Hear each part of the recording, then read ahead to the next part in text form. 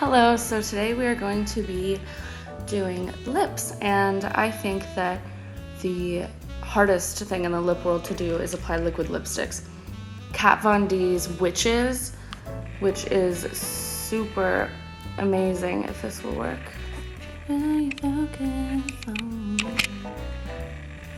Whatever, I tried.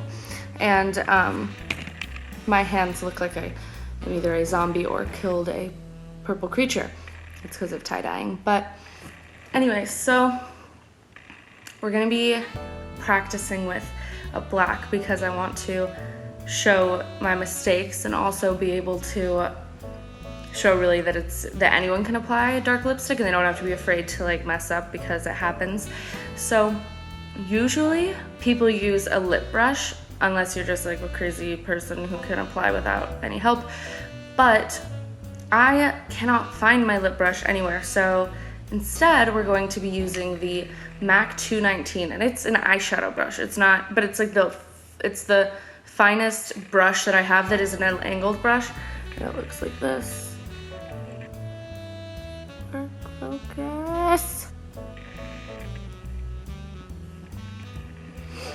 So it's MAC 219, and it's really great. I use it all the time for like very small detailing in the crease or under eye. But today we're going to be using it as a lip brush. So first, let's just start with cleaning it. And these are makeup removers from e.l.f. They're really good because it's mainly just olive oil or oil on a nice little cloth. And these are great because you can seal them and it doesn't let any of the moisture escape. So I'm just gonna rub around the excess eyeshadow and get that off. And what I use for prepping my lips, this is an optional step if you have like already very moisturized lips and they aren't dry, or you don't think they're gonna get more dry when you apply a liquid lipstick, because generally they're extremely matte, so they dry your lips a lot. And what I use, and I'm sure you could use like an e.l.f. one or something, but what I use is the MAC Prep and Prime, and it's for lips specifically. It just says Prep and Prime Limp Lip.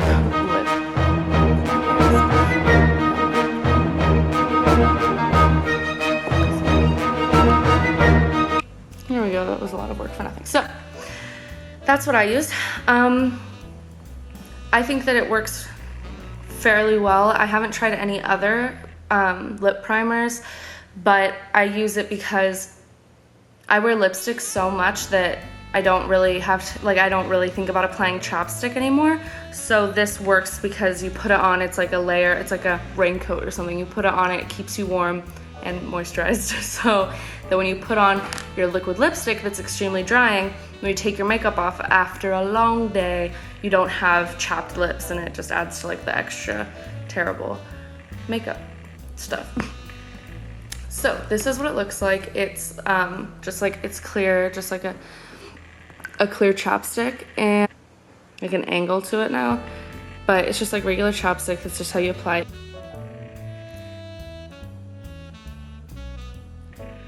And it goes on really smoothly. A lot goes a long way. A little goes a long way. So don't worry about wasting any product or anything like that. It's very money saving in my opinion, which is weird from MAC.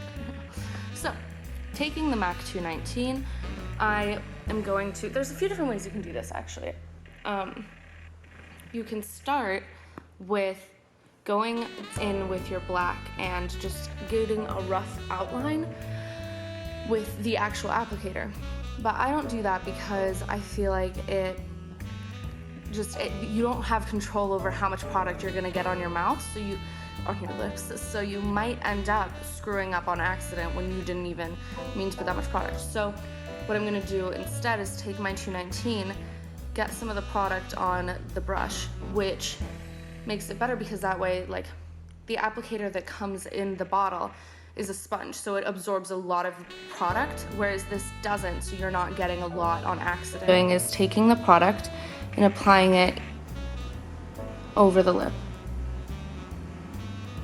It doesn't have to be perfect at first because then we'll go in with our second layer and add the defining lines.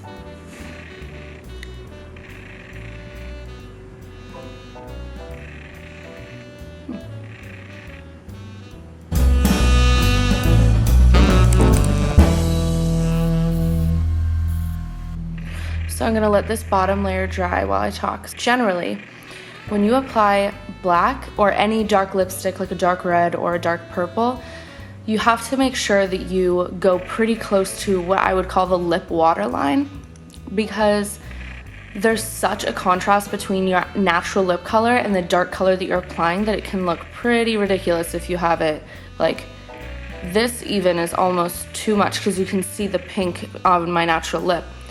So just going in and like blending that out as much as possible, trying to get as close as you can to the natural waterline of your lip because it doesn't create the giant contrast. Now that the first layer has dried, we can go in with the second layer and do the top. The top is more complicated in my opinion because of the Cupid's bow. So just be more precise, get a little bit of the product, and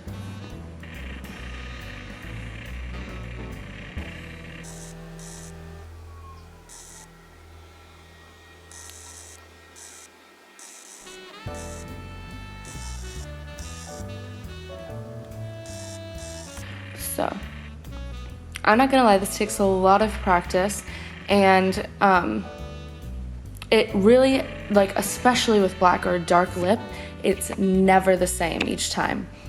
Every time that I've applied this lip, it has changed the shape of my lips. Like, it just really depends on how you draw it a certain day, because there's no surefire outline or diagram in which you know where to color in the lines. So it helps if you have a lip liner as well, but for black it's kind of difficult. You would have to use an eyeliner probably, and I think that just I mean, it's just not the same texture as a lip liner, and it's just doesn't feel right underneath the lip, so that's why I'm not using one today. But you almost always end up overdrawing your lips, because it might look better in a way to have them be a certain shape as opposed to having them, even maybe if they're smaller, depending on the color, it might just look better if it's a different shape. And that's what I have to do a lot of the time. Like my lower lip ends up looking ridiculously large, but to other people, to the naked eye, the untrained eye, it actually doesn't look that weird because they don't know what your lip shape looks like all the time. So yeah, that happens a lot, and I wouldn't be too concerned about it as long as you think that it looks correct or you think it looks right or good, then go out and rock it. So anyways, another tip, do not apply too many layers ever, but also at once, because like I said, if you don't use a brush, or if you do use the actual applicator, just be careful, because a lot of the time you put on too much product and it ends up moving to the corners of your mouth right here, and it creates a goop that you can't, like, it doesn't dry properly because you're not applying one layer at a time. So it creates this like weird, like sticky mess that is there all day long. Unless you use a makeup wipe and get rid of it, it won't disappear. So be careful and apply one layer at a time, and make sure that each layer is dry before you put on another one. It sounds complicated and like it'll take a long time, but if you get a good lip liner, it shouldn't be an issue at all. Like mine, Kat Von D has amazing product in my opinion.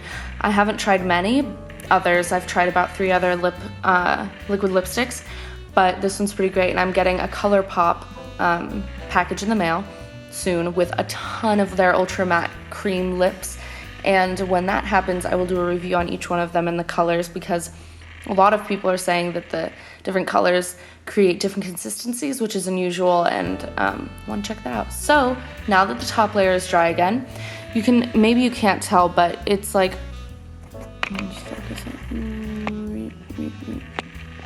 so this is what it looks like now. It obviously isn't perfect. There's some mishap right there. There's some right here. And down here, it's not a clear edge. Also, it's not completely as opaque as I'd like. And I have a weird shape going on here. So what we're gonna do is go in again, and this is the time where you get all of the color that you'd like in the right spots. And then the third step, or I guess the fourth, whatever, I don't know what step it is when you clean up the edges and create the exact lip line you want. So, just gonna get, okay. See how much more color it adds.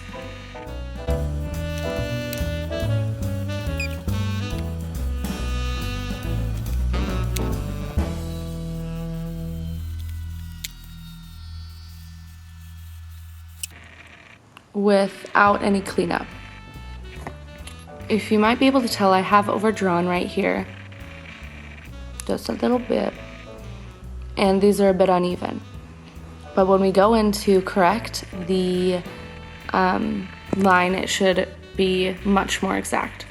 So with the same brush, or if you have a lip liner brush or whatever they're called, lip brush specifically, it would be better for this.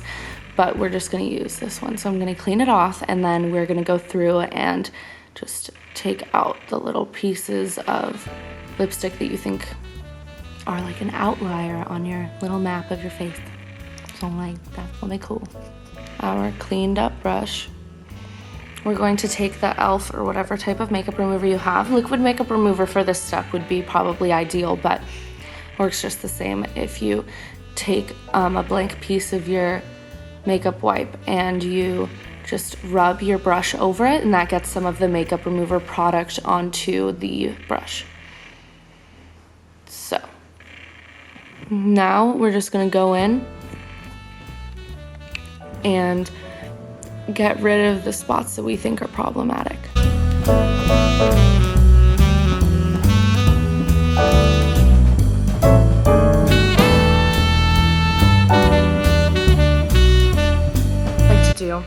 Just to assure a full day of wear, is to go in once more with the actual applicator from the liquid lipstick and put on just a last coat to ensure opaqueness.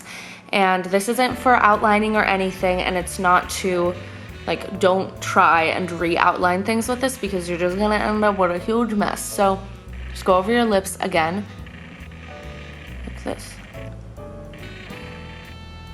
Very, gingerly, and just to get the product around.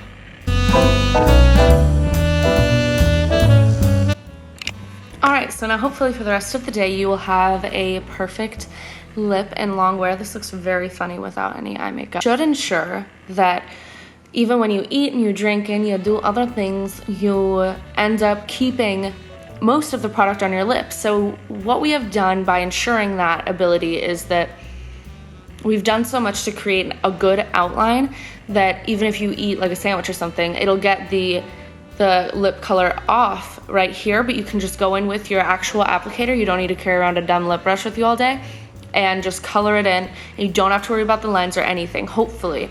But of course, if anything goes wrong, not specifically with black, with everything else you can kind of just blend it out. But with dark colors, just bring a naked wipe, bring a makeup wipe, and